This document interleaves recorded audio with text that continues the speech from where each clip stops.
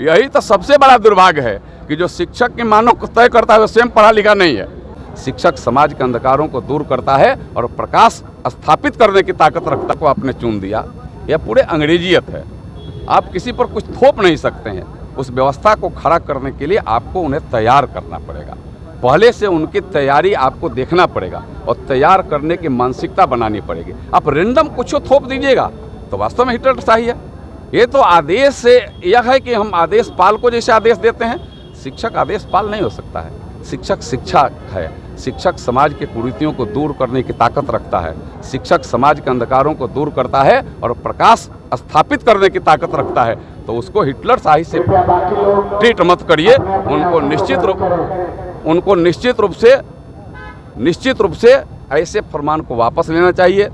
शिक्षक संघ के नेताओं के साथ बैठ कर के पूरे एक लंबी मंथन और विचार करना चाहिए और बीच के रास्ता निकाल करके और उसमें से कुछ आवश्यक भी हो तो उनको तैयार कर करके और क्या हो सकता है, जितने आपने फरमान जारी किया कोई ज़रूरी नहीं है उस सब फरमानों की, उसमें से अगर कुछ आवश्यक है तो शिक्षक संघों के नेता उसको जब स्वीकार करेंगे तो कहीं कोई हिचकच नहीं होगा। सब लोग स्वीकार करेंगे और अमन चैन के साथ वो आपका जो हिटलरशाही है वो आपके निर्देश के अनुसार लोग पालन भी करेंगे। देखिए हिटलरशाही पालन नहीं हो सकता है।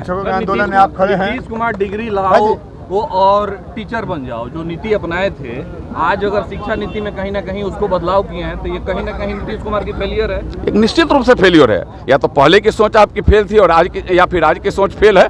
कोई ना कोई फेल तो है, तो आप तो फेलियर तो है हैं। शिक्षा क्षेत्र में, शिक्षा की व्यवस्था में तो आप 100% फेल है। और इसी की वजह से इस राज्य में शिक्षा व्यवस्था चौपट हो गई।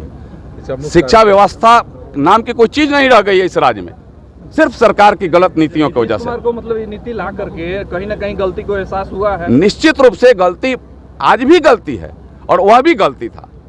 यह दोनों गलती मिलाकर के महा गलती और मैंने एक समझिए कि एक हिटलरशाही के जैसा गलती है। इसका कारण क्या है? कारण ने अकबका है, सही निर्णय न लेने की ताकत है। सही निर्णय लेने की ताकत होगी नहीं, दूसरे से गाइड तो सही निर्णय। दुर्भाग्य है, यही तो सबसे बड़ा दुर्भाग्य है कि जो शिक्षक की मानों को तय करता है वो स्वयं पढ़ा लिखा नहीं है। यह तो दुर्भाग्य है। उसे तो कम से कम पढ़ लिख कर पारंगत होना चाहिए। वह तो समाज को एक बार आकलन करे, समाज को एक बार देखे कि समाज में किस चीज़ की आवश्यकता है और समाज में कैसी शिक्षा की आवश्यकता है। अगर वो नहीं देखेगा तो ऐसा ही निर्णय करेगा जिससे पूरा का पूरा समाज उबलेगा, शिक्षक उबलेंगे और जो पठन पाठन और भी हो रहा है वह भी चौपट होगा।